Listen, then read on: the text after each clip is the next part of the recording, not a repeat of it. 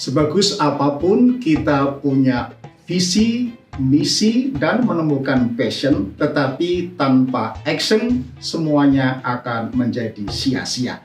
Mimpi itu akan benar-benar jadi sekedar mimpi.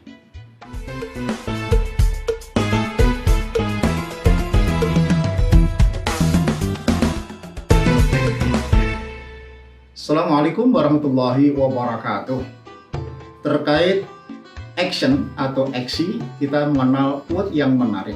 Bekerja keras mendapatkan rezeki, kerja cerdas melipat gandakan rezeki, bekerja ikhlas membuat rezeki menjadi berkah.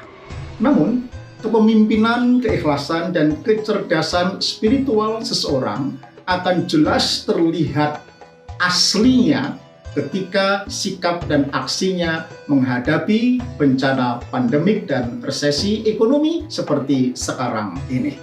Saya gambarkan seperti gabah yang diinteri ditampah para petani. Gabah itu tarik maju mundur, dilempar-lempar, diputar-putar, semata-mata untuk memisah mana padi, mana batu.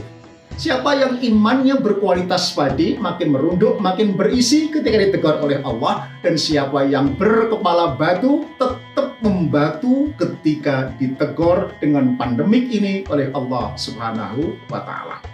Nah, batu permata itu lebih bernilai ketimbang batu bara ketika mendapatkan tekanan dan panas dalam durasi waktu yang lama.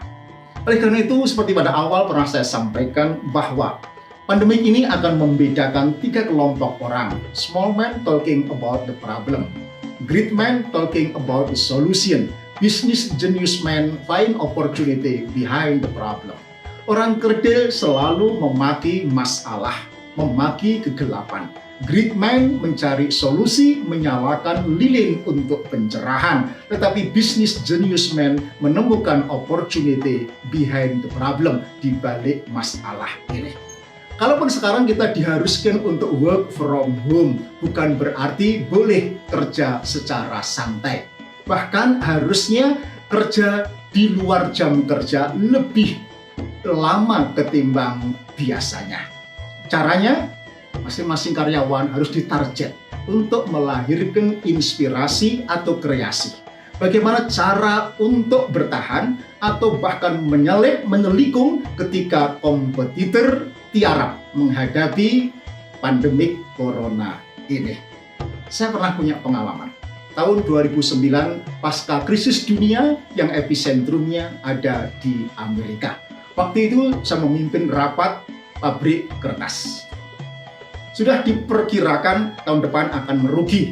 Tidak hanya diperkirakan, kita simulasikan angka-angkanya, harga beli, produksi, dan harga jualnya. Tahun depan potensial rugi 20 miliar. Rapat diulang, dimasukkan angka-angka yang konservatif. Dicek lagi, masih rugi minus 18 miliar. Semua karyawan berasa kosong, ngeblank. Rapat sehari, rapat untuk rugi, kerja setahun berpotensi untuk rugi 20 miliar. Sebagai seorang direktur, saya sampaikan, kawan, saya tahu bagaimana perasaan Anda. Tetapi jangan pernah ada yang mengeluh, apalagi, mohon maaf, misuh, apalagi putus asa dari rahmat Allah. Kita punya Allah, kita punya Tuhan. Nothing is impossible. Everything is possible if you believe in Allah. Tidak ada yang tidak mungkin kalau kita masih punya Allah. Yang penting masing-masing kita harus percaya. Betul? Di samping kemudian kita cari solusi, diskusi, mesin saya hentikan sampai 2 minggu untuk mencari celah bagaimana melakukan efisiensi di era yang semacam ini. Ide penghematan biaya produksi yang kami temukan diskusi 2 pekan itu lalu saya konsultasikan ke pabriknya di Italia. Apa komentarnya? It is the stupid idea. Langsung kepala produksi datang kepada kami. Ini gimana Pak Huda? Ide kami ini tetapi dibilang stupid idea. Saya bilang, kalau saya tidak jalan tetap akan rugi, tetapi kalau saya jalan, move on, maka potensinya, peluangnya masih 50-50. Saya bilang, jalan.